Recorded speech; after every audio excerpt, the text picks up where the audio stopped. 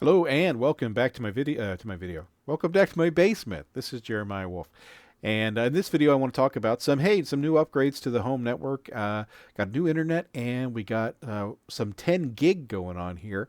So I want to talk about that. Especially I want to talk about this new 10 gig switch that I picked up.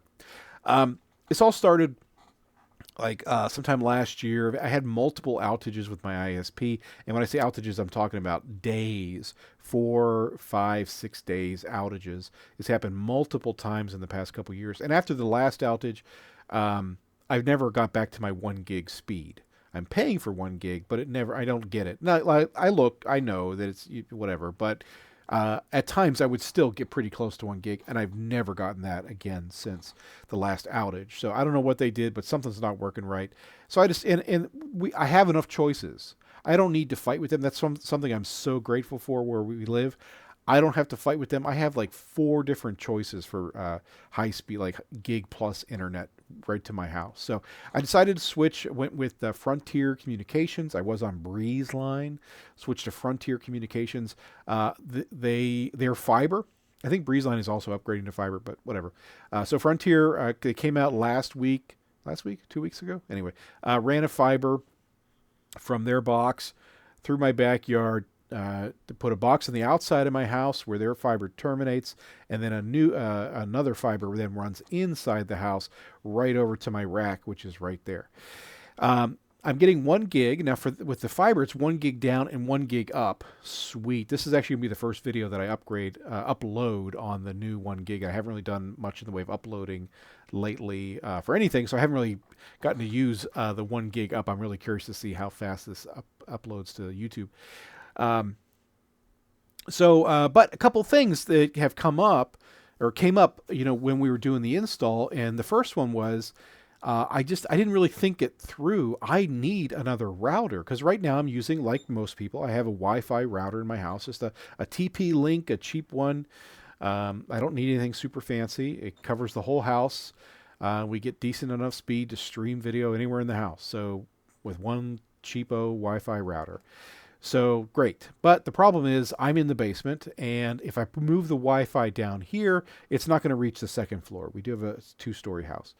So that's been a problem. So I need a new router, and then basically what I decided to do is uh, set up some kind of router or firewall, and then turn my existing Wi-Fi router into just a Wi-Fi access point. Easily done. Um, but as I was thinking this through, I realized, like, hey, part of this switching to Frontier, they have 2 and 5 gig options. Now, I'm not sure if I'll ever go to the 5 gig, at least not in the near term.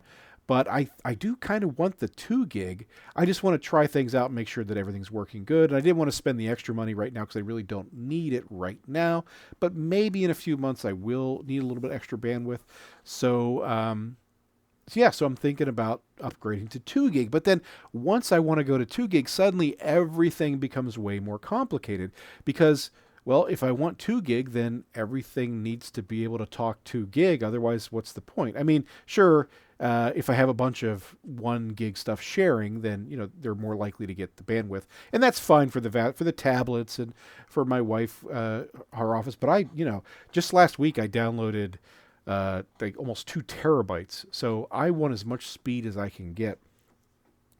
Um, so at least I want my PC on high, to be able to use that full 2 gig. So okay, well if that's the case, I need my firewall to support the 2 gig. I need my computer to support the 2 gig. I need a switch that supports 2 gig. You know what I'm talking about. So I start digging into it, and then I'm start thinking, well, shoot, if I'm going to go 2 gig, if I buy all new 2.5 gig stuff, it's not that big of a leap, except for the switch. It's not that big of a leap to 10 gig. And the thing is, my Cisco 3850. Let me draw this up real quick. Let's draw this up. So here's what it looks like right now.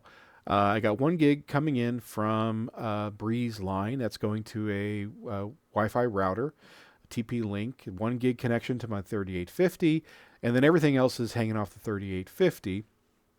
My computer, my NAS box, um, and then everything else in the house is wireless. That's all hanging off the Wi-Fi. And then my lab, so my ESXi, my EVE-NG, I got like 6 different switches, a couple access points. That's all hanging off of the 3850. Also, the only other thing of note is we got I have a, oops.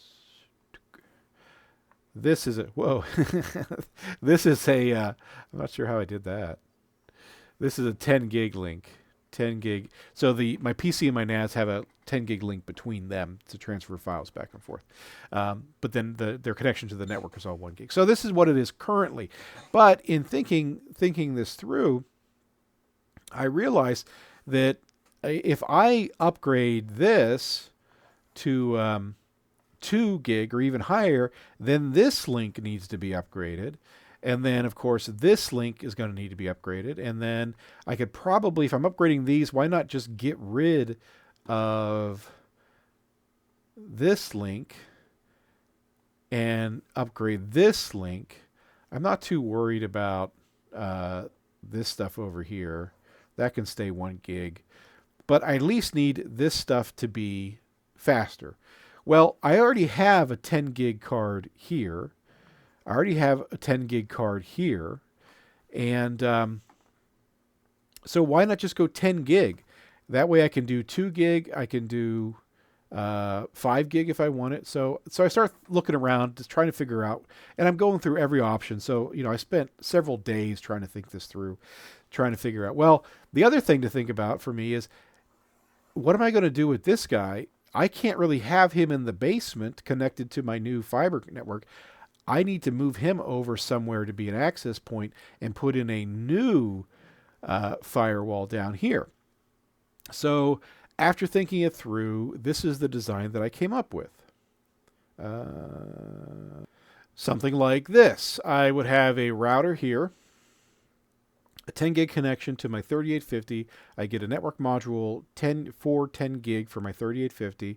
I could plug my PC in there, plug my NAS in there, plug this guy in there. This would also be 10 gig. So there's 3 of the 4 ports used. That should be fine. We got a 1 gig connection going to my current access point that is now acting as or my current Wi-Fi router that's now acting as an access point, and then multiple gig connections going to the rest of my lab. There's a few other things that are gig, a couple printers and whatever, but well, then I ran into a small problem. In researching this, I realized that the NM-4-10G network module for the 3850 doesn't support copper.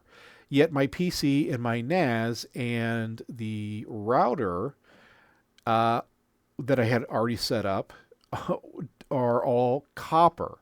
So I was going to have to go to fiber to connect, if I want to connect at high speed, 10 gig to the rest of my network. So I had to kind of ditch this design and change it slightly to this. So here's how we end up looking. We got our 10 gig connection to the ONT. It's 10 gig connection, but it's a physical connection. It's a 1 gig internet connection to my OpenSense server, OpenSense firewall. 10 gig connection to a new 10 gig switch, which then is 10 gig to the PC, 10 gig to the NAS, and then bonded 10 gig, 2 times 10 gig to my network module to 10G. Basically what it came down to is, because I had to add a bunch of other expenses, I couldn't really afford the network module for 10G anymore. But I figured, you know what, this gives me a 20 gig uplink effectively to the this switch, and this switch ended up being 8 port. We'll talk about it in a moment. And then this thing is like not dirt cheap, but it's pretty cheap. So this is the current configuration. All right, so I just want to talk a little bit about what I ended up using, and I want to show you this switch. I'm going to actually do a separate video of the switch because it deserves its own video. But let's go through. So first off, in terms of the OpenSense, I was looking at pfSense and looking at OpenSense, and it was a pretty hard choice because I'm not going to pretend like I know exactly what I'm doing, but I think at the end of the day, OpenSense made more sense for me. And so I start looking around for a box for the OpenSense, and I come across stuff like this. Oh, can I hide this? I think. Oh, there it is. So stuff like this. These are ubiquitous. They're all over. The N100 is very popular. There's also Celeron chips out there, and very popular. But as I'm looking at this stuff, you buy them bare bones. You put in your own memory. You bought it, so you got to buy RAM. You got to buy storage. Usually, not that it needs a lot. And I'm looking at these things, and then it's like, okay, well, shoot, I have to get a 2.5 gig NICs, and those are expensive. The units that have those, I'm going back and forth looking at all these things. There's a bunch of tons of different models of these things, and then it occurs to me, hey, I have an old computer sitting over there with a Pentium. I wonder what it's running. So it's an i5. I look at the benchmarks comparing the i5 that's in my old computer. It's just it was a used computer that I bought for less than $100 years ago, just because I was doing something. I wanted another computer just to play around with. But anyway, this computer is now like 12 years old. I think it's maybe 10 years old. I don't know, whatever it is. But it in the benchmarks, it performs as well, sometimes a little bit better, sometimes just a smidge worse than these boxes. Now, maybe, there's other parts of the architecture that make these a little bit faster, but for what I'm doing, I'm not sure that's really that important. So I just save the money. Instead of getting one of these things, I just used that old computer that I had laying around, an old HP desktop. I installed OpenSense on it. I bought a 2-port 10 gig copper network card for it, and so far it's working great. So that's awesome. I had one minor issue that an upgrade. I didn't realize I had failed to do an upgrade, so that fixed it. But I had actually, once I had kind of put that together, that's when I realized that I was going to need an additional switch. I just hadn't thought it all the way through. I don't know what I was thinking. So I'm like, oh crap, I need another switch because I can't use. Oh, that's what it was. I think I told you this doesn't support copper. I didn't realize that first. I just assumed that it did. It never even occurred to me that it wouldn't support copper. No, it doesn't. It doesn't support copper SFPs. So at least not from what I found, and not the ones that I tried plugging into it. So I'm like, oh crap. So I need a switch. So I start looking all over for switches, and 10 gig switches aren't cheap.